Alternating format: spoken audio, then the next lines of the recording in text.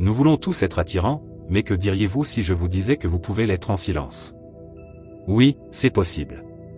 Explorons ensemble comment développer des habitudes qui vous rendront socialement attrayants, sans avoir besoin de prononcer un seul mot.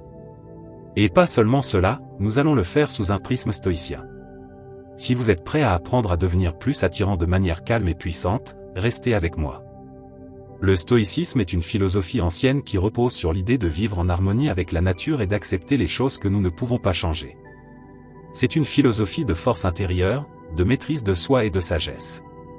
Ces principes peuvent se révéler incroyablement puissants pour devenir attirants, car, soyons honnêtes, l'attraction ne réside pas uniquement dans l'apparence physique.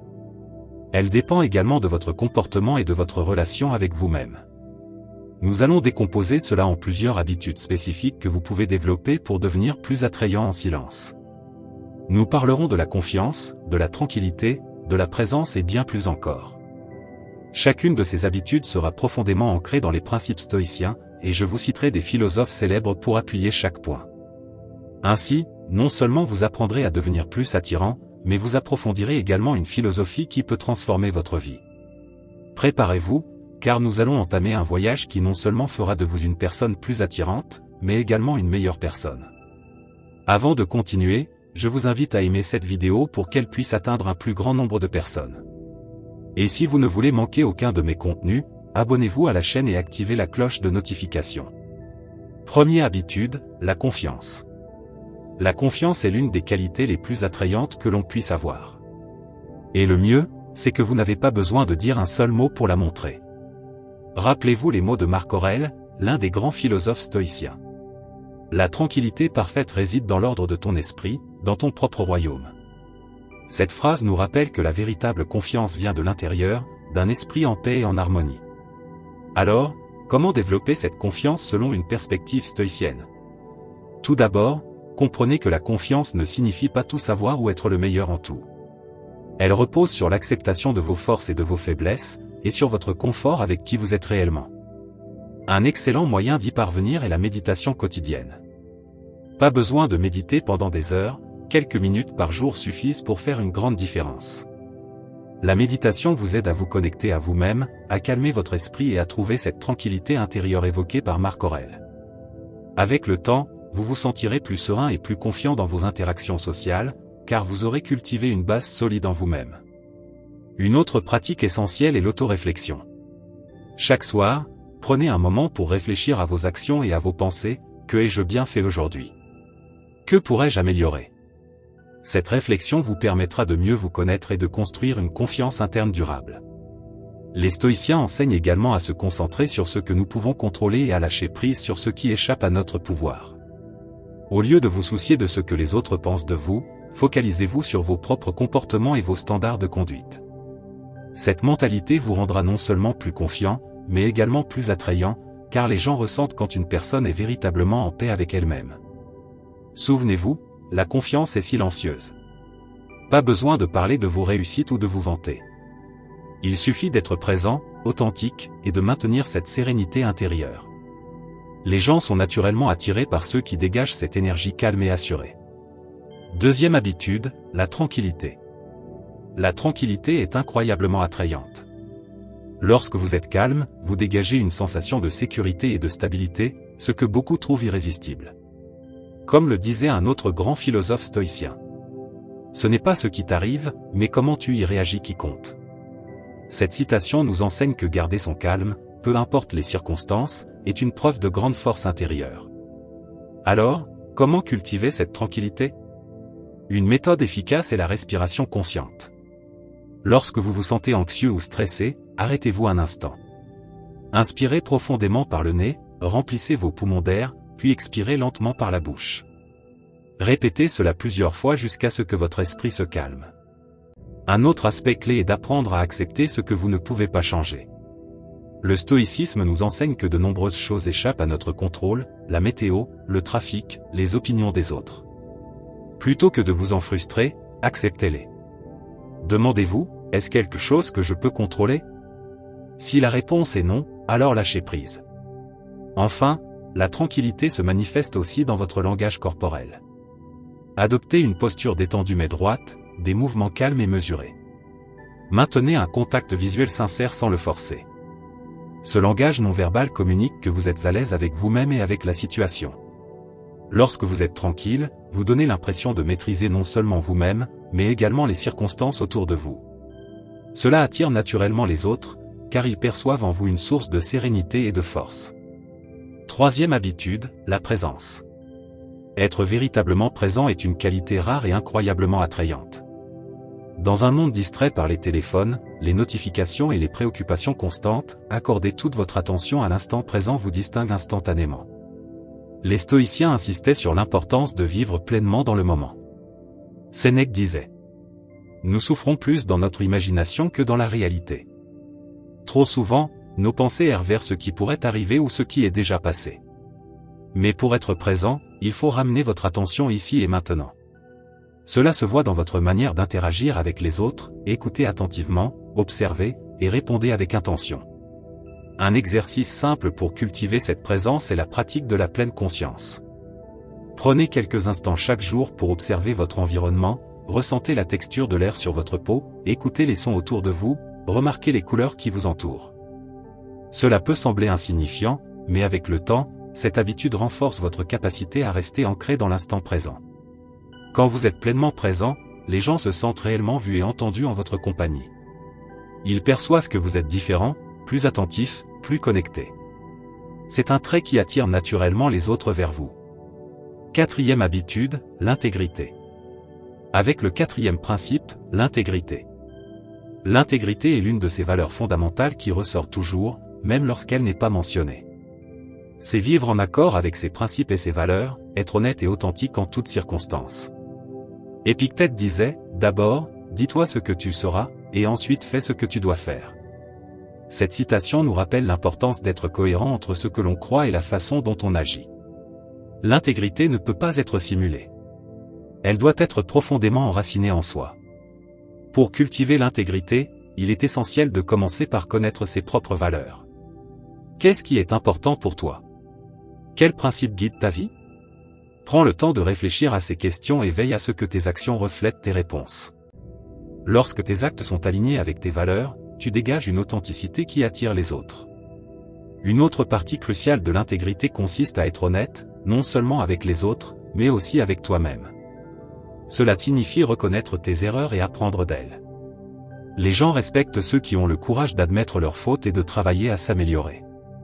De plus, l'honnêteté te libère du poids de devoir maintenir des apparences fausses, te permettant de vivre de manière plus authentique et sereine. L'intégrité implique aussi de tenir tes promesses. Si tu dis que tu vas faire quelque chose, fais-le. Les gens font confiance à ceux qui sont fiables et constants. Cela construit une réputation solide et te distingue comme une personne digne de confiance, ce qui est extrêmement attirant. Enfin, l'intégrité se reflète dans la manière dont tu traites les autres. Traite les gens avec respect et compassion, peu importe qui ils sont ou ce qu'ils peuvent apporter. Cela démontre non seulement ton caractère, mais crée aussi un environnement de respect mutuel et de confiance. Vivre avec intégrité fait de toi une personne de principes et de valeurs solides. Les autres sont attirés par l'authenticité et l'honnêteté, car ce sont des qualités qui inspirent confiance et respect. Au final, être une personne en qui l'on peut avoir confiance et que l'on peut respecter est l'une des formes les plus puissantes d'attractivité discrète. Passons maintenant à la cinquième habitude, la maîtrise de soi. La maîtrise de soi, ou le contrôle de soi, est une caractéristique essentielle qui ne te rend pas seulement plus attirant, mais qui témoigne également d'une grande force intérieure. Dans un monde où les gens agissent souvent impulsivement, une personne qui fait preuve de maîtrise de soi se démarque réellement. Marc Aurèle, l'un des grands empereurs stoïciens, disait « Tu as le pouvoir sur ton esprit, mais non sur les événements extérieurs. Prends conscience de cela, et tu trouveras la force. » Cette citation nous rappelle que, même si nous ne pouvons pas contrôler ce qui se passe autour de nous, nous avons le pouvoir de contrôler nos réactions. Alors, comment développer la maîtrise de soi? Tout d'abord, il est crucial d'apprendre à reconnaître tes émotions sans te laisser dominer par elles. Lorsque tu te retrouves dans une situation stressante ou provocante, prends un moment pour respirer et évaluer tes sentiments avant de réagir. Cela t'aidera non seulement à rester calme, mais aussi à éviter de dire ou de faire quelque chose que tu pourrais regretter. Pratiquer la patience est une autre manière de cultiver la maîtrise de soi. Nous vivons dans une ère de gratification instantanée, mais apprendre à attendre et à être patient peut être incroyablement bénéfique. La patience montre que tu n'es pas esclave de tes désirs immédiats et que tu as la discipline d'attendre ce qui en vaut vraiment la peine.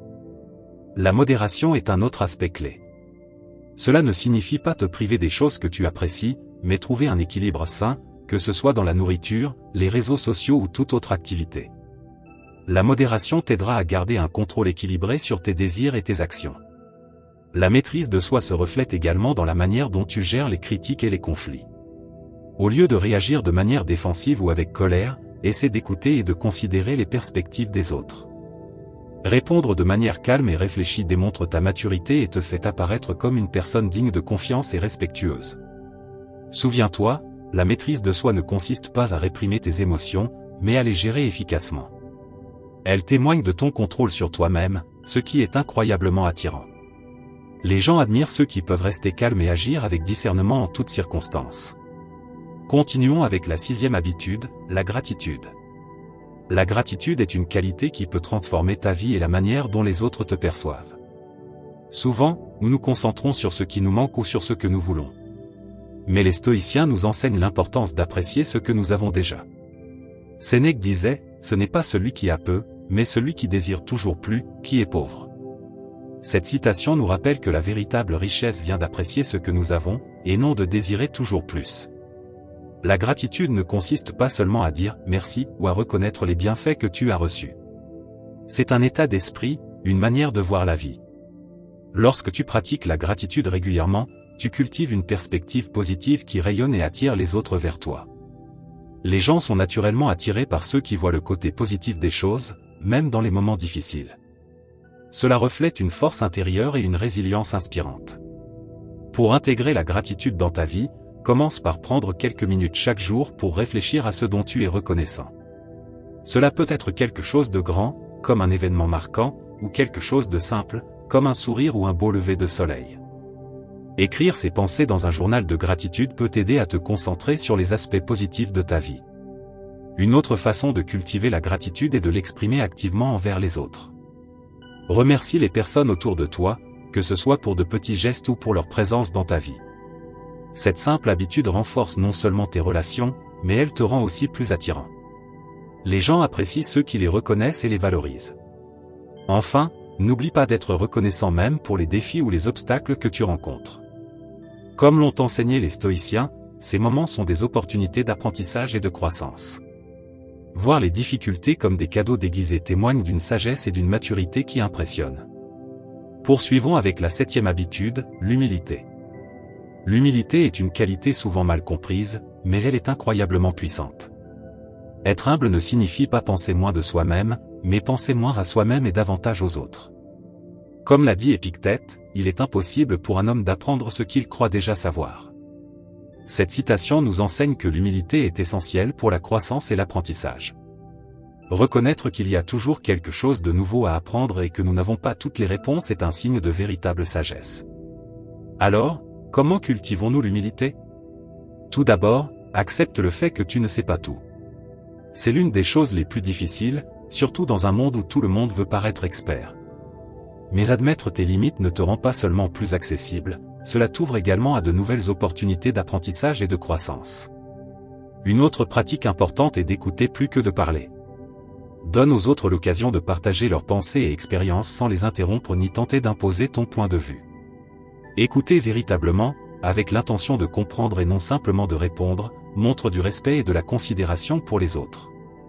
L'humilité se reflète aussi dans la manière dont tu traites les autres, indépendamment de leur statut ou position. Traite tout le monde avec le même niveau de respect et de dignité. Souviens-toi que chaque personne a sa propre histoire et quelque chose de précieux à offrir. Ce genre d'attitude est très attrayant car il montre que tu valorises les gens pour ce qu'ils sont, et non pour ce qu'ils peuvent faire pour toi. Il est également important d'accepter et d'apprendre de ses erreurs. Personne n'est parfait et tout le monde fait des erreurs. La différence réside dans la manière dont nous y répondons. Plutôt que de te défendre ou de chercher des excuses, reconnais quand tu te trompes et montre-toi prêt à apprendre et à t'améliorer. Cette capacité à être vulnérable et honnête à propos de tes échecs est une grande force. Lorsque tu pratiques l'humilité, tu deviens plus accessible et authentique. Les gens se sentent à l'aise autour de toi parce qu'ils n'ont pas la pression de devoir impressionner ou rivaliser. L'humilité crée un espace d'acceptation et de compréhension, ce qui est extrêmement attirant. Rappelle-toi, l'humilité n'est pas une faiblesse, mais un signe de véritable pouvoir et de confiance. C'est la base d'une vie riche en apprentissage et en relations significatives. Passons à la 8e habitude, la patience. La patience est une vertu souvent sous-estimée, mais elle a un impact énorme sur la façon dont les autres te perçoivent et sur la manière dont tu gères ta vie quotidienne. Comme l'a dit Sénèque, le temps découvre la vérité. Cette citation nous rappelle que les bonnes choses prennent du temps et que la vérité et la clarté se révèlent souvent avec patience et persévérance. La patience est la capacité d'attendre sans frustration, d'accepter que les choses prennent du temps et de rester calme pendant ce processus. Alors, comment développer la patience ? Tout d'abord, il est essentiel de changer notre perspective sur le temps et les attentes. Nous vivons à une époque de gratification instantanée, mais la réalité est que les choses les plus précieuses et significatives de la vie demandent généralement du temps et des efforts. Reconnaître et accepter cela est la première étape pour cultiver la patience. Une autre pratique utile est la méditation et la pleine conscience. Ces pratiques t'aident à rester présent dans l'instant et à ne pas te précipiter vers l'avenir. Lorsque tu te sens impatient, prends un moment pour respirer profondément et te recentrer sur le présent. La méditation régulière peut entraîner ton esprit à être plus patient et moins réactif. De plus, pratique la patience dans ta vie quotidienne. Cela peut être aussi simple que d'attendre dans une file d'attente sans regarder ton téléphone, d'écouter attentivement quelqu'un sans l'interrompre ou de terminer une tâche sans te presser. Ces petits actes de patience s'accumulent et renforcent ta capacité à être patient dans des situations plus grandes et plus significatives. Souviens-toi, la patience n'est pas seulement une question d'attente, mais de la manière dont tu attends. Maintenir une attitude positive et calme pendant l'attente montre une grande maturité et un contrôle de soi. Les gens sont attirés par ceux qui peuvent gérer l'attente avec grâce et calme, car cela indique une force intérieure et une confiance dans le processus. Lorsque tu es patient, tu projettes l'image d'une personne équilibrée, confiante et maître de soi. En adoptant ces 8 habitudes stoïciennes, vous ne deviendrez pas seulement une personne plus attrayante, vous deviendrez également une meilleure version de vous-même. Ces qualités ne nécessitent pas de mots, mais elles parlent d'elles-mêmes à travers vos actions, votre présence et votre énergie. Alors, commencez dès aujourd'hui à les intégrer dans votre vie, et observez comment elles transforment non seulement votre relation avec les autres, mais également avec vous-même. Si ce contenu vous a inspiré, n'oubliez pas de liker, commenter et partager cette vidéo. Et surtout, abonnez-vous pour ne pas manquer les prochains conseils stoïciens.